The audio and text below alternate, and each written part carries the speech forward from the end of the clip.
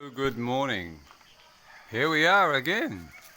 This time, of course, I'll turn the camera around and you will see our carport has undergone a transformation. I came up with the fact that many times we create spaces in our lives that we wonder why we really need them in the first place. This was an open carport, and of course I had a car, but I found it to be a waste of time simply because, being a foreigner, here in La Union at least, there was a desire by some who had none, and some who had little, and some that had small brains, decided that to maybe make a mark upon the side of my car on a regular basis when I parked it in town was a little bit of an annoyance to them. Now, to me, it cost me money to fix it up, and I decided enough was enough. So the money was transferred into other more useful things in life. In other words, I reappraised the life that I had in front of me and what I could do with it. So, having resigned myself to the fact that the jeepneys are a great means of getting around and getting on with tricycles, and maybe walking and bicycling was a lot easier and a lot less hassle. So that's the reason I gave up my car. Plus, of course, driving on the roads here is a little bit of a nightmare in itself, and therefore probably saving me a lot more headaches. But the guys will be back again today to finish plastering, rendering the inside and the outside, and leaving me to do all the finishing off before we get the doors and the windows measured up.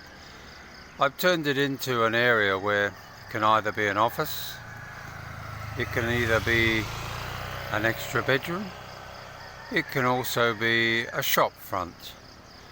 But it's a future that I'm building, something that makes life sustainable for when I'm gone.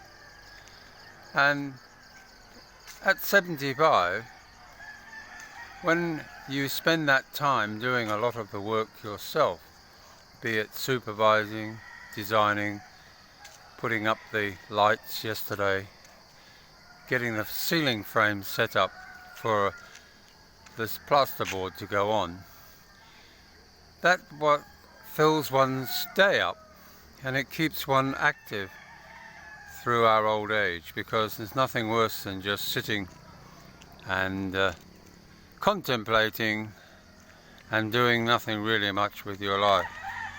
Do you know, there's so many guys out there that make contact with me, and also the comments that I get on my channel in relation to the movies or the videos that I put up, who clearly have issues with their partner, and the majority of them are well-minded, thinking carefully, and have worked it out really for themselves, and they tend to share those ideas with me online to maybe get a bit of reassurance.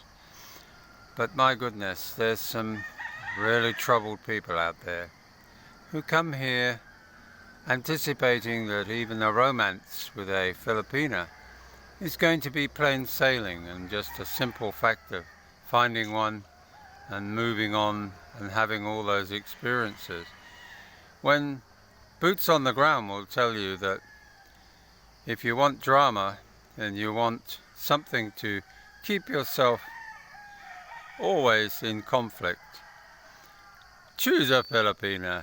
And I say that with a big smile on my face and a bit of a tongue in the cheek, because there's never a dull moment. It reminds me of a time when my father, my adopted father, was in the desert in the Second World War, and He was reading a book in some form of a shelter when he was strafed by, we won't mention them because it might offend others, but I think we know who we were fighting. And they strafed the building that he was in, and he was reading a book.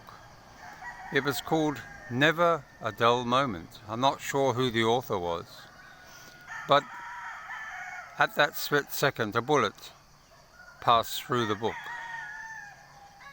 Obviously he survived because I'm here. Well, technically speaking, he adopted me, but I think you get the drift. And it was rather poignant that the book, named Never a Dull Moment, was actually in his lap while he was reading and being strafed by enemy fire. And whether that has any relevance, I don't know. It's just a story I'm sharing with you this morning while you have your coffee, while I look at my beautiful house that I've poured my life savings into to provide an ongoing future for the family that I've chosen to spend my time with here in the Philippines. It's the modest home. Some might say it's a bit over the top, but there's always something to do.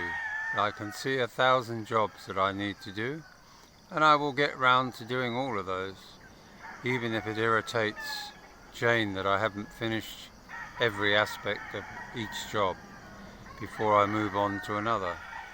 But using another expression, an Aussie expression, she'll be right, mate. And you just, what I can't do today, I can do tomorrow, as an English guy might say. You know what I mean? We all use these different sayings,